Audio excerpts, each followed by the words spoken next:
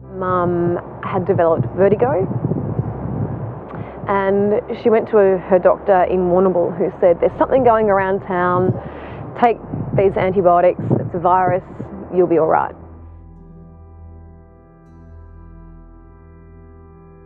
She had the scans and the results came in, and that's when my stepfather called me to tell me, your mum's got a brain tumour, 2 actually, about the size of my pinky nail over here.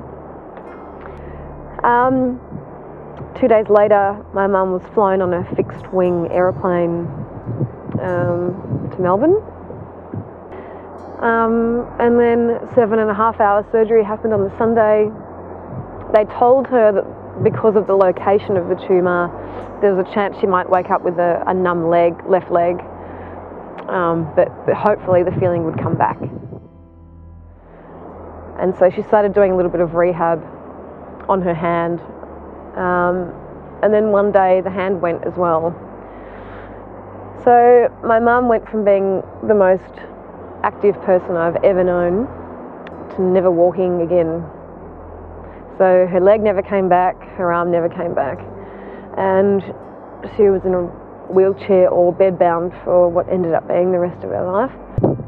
So a few weeks in, she was moved to Geelong, and that's when things, if they couldn't get any worse, they definitely got worse. Obviously the chemo in an oral form gradually made her lose her hair. So she was losing her hair, having radiotherapy, having seizures, personality changes.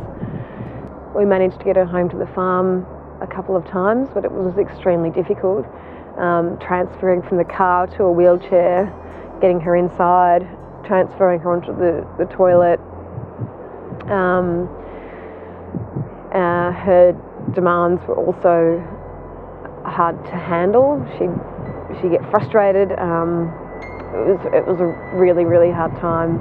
And then as things went downhill in palliative care, she sort of slipped into a coma.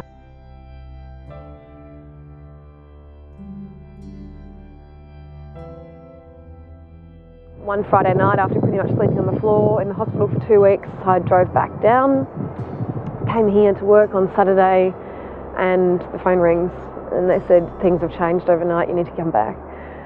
I'm like, of course, the moment I leave. So I got back, and about 4.5 hours later, she passed away.